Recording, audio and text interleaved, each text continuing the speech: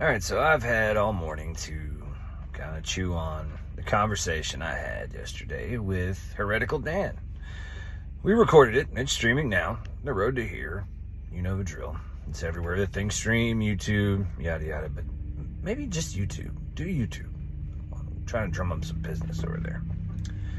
Anyway, now I expected things like this when I had the idea for this series, but this was the first time I really was able to wrap my head around the amount of damage that a church can do. I'm not saying that all churches are bad, and if you go to church, you're a sheep or whatever it is that some of the angry folks say. But Dan was very open. He was very vulnerable with his experiences and how they've affected his life, and it was really eye-opening for me. Coming from the background that I've come from. One thing that he talked about really stuck with me. He mentioned when he was really involved in the church when he was younger, that he would have moments of just pure bliss, joy, being moved by the Spirit, where you become so emotional in the event that you can't help but laugh or cry or whatever. And I've had those feelings. I've had those. You get those feelings when you hold your child, when you see your children do something well, when you make love to your spouse, when, all these things that we have those experiences every day.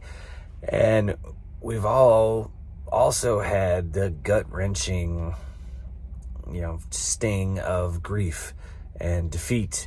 And to me, those are just opposite ends of the spectrum. Like, we operate in the middle, right? Between those two feelings on a day-to-day basis. And it slides one way or the other, as spectrums do. And the thought of being so, upset or so traumatized by a group of people that you can't allow yourself to feel those things anymore is really sad. Now, I'm not saying that Dan falls into that category. I'm not, I don't know Dan. I don't experience Dan's life, so I don't know. I'm assuming he has joy in his life. But I don't think it's too far-fetched to think that some people, once they leave the church, that level of emotion is kind of gone. Because I know from my own traumatic experiences, when you're initially processing, and even for years, like, I was numb. I didn't really go either way on the spectrum. Everything was just kind of involuntarily in the middle. People get so lost in the sauce and trying to prove themselves right or wrong, or trying to validate their point or whatever, that they miss the whole damn message.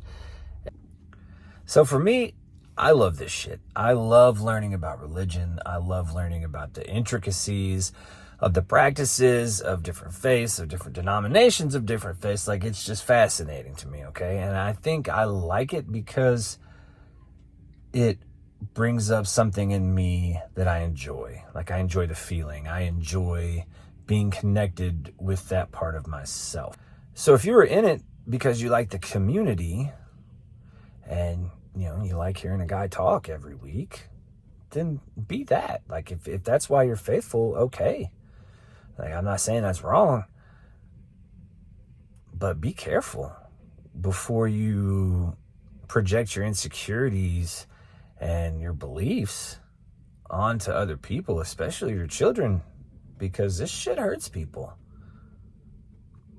Even the most ironclad laws and regulations are usually up to some kind of interpretation, right? I've learned that.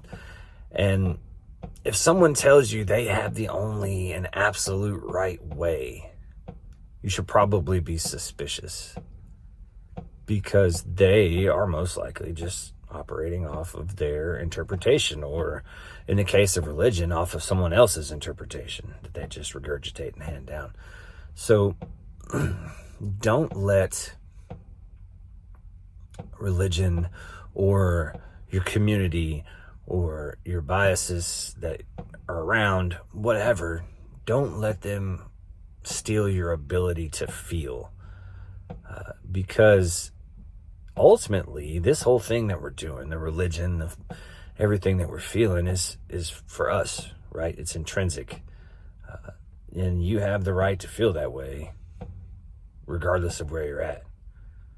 And the idea of you feeling responsible for evangelizing, especially in religion, something that you barely understand yourself, or if at all, is really silly. I mean, step back and look at it. The Zen term is beginner's mind. I mean, if you don't understand it, how the hell are you supposed to tell everyone else about it? I don't know. Just some thoughts. Have a good day, guys.